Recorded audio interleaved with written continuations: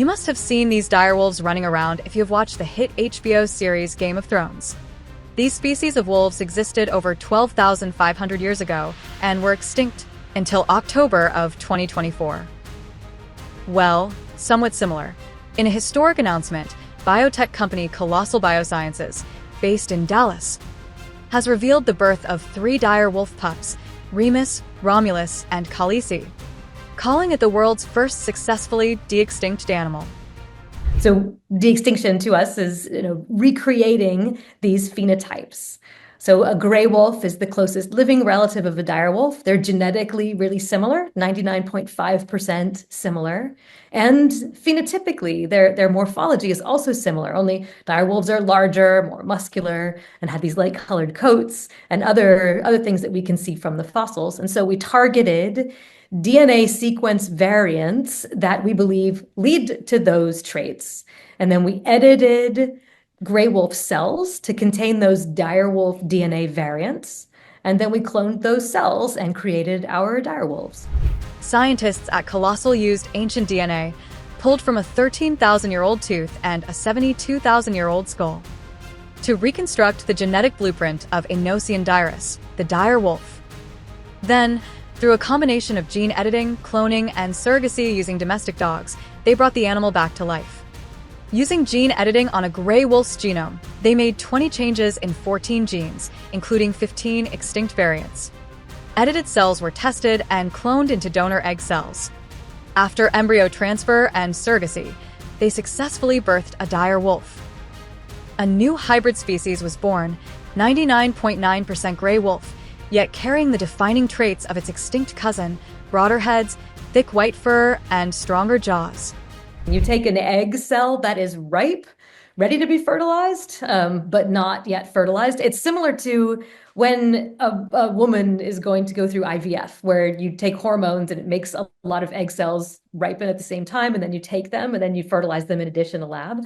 But we're not fertilizing them. Instead, we're taking those ripe egg cells and we're taking out the genetic material that would have come from mom, and we're putting in a whole cell that has mom's and dad's genetic material. That's our edited cell, right? 2 males were born in October 2024. A female followed in January 2025. They now roam a 2,000-acre high-security sanctuary, protected by zoo-grade fencing, drones, and 24/7 monitoring. Certified by the American Humane Society and registered with the USDA, the facility is designed to ensure both safety and animal welfare.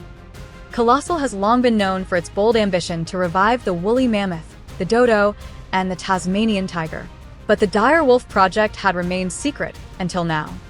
And then the hand raising was really great. We sort of looked at what we do with gray wolves. We beefed up the caloric values of the formula, and we began putting them onto a puppy milk replacer or formula. And then quickly, by 8 weeks, they were weaning and being fed whole solid foods. So they're getting everything from ground meats like beef and deer and horse meats all the way to now they're actually experiencing whole prey. So they get to sort of chew on meat and bones and all of that. With more than $435 million raised, the company says this is just the beginning. Their gene editing process made 20 targeted changes across 14 genes, using CRISPR technology to engineer gray wolf cells and create viable embryos. The breakthrough also helped create litters of critically endangered red wolves, using less invasive cloning techniques. That Colossal says could be key to conserving modern species on the brink.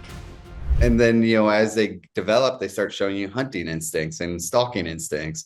What they'll probably never learn is, right, what is the finishing move of how you kill a giant elk or a big deer, something like that. Those are sort of those finely tuned social learning opportunities that these guys won't have.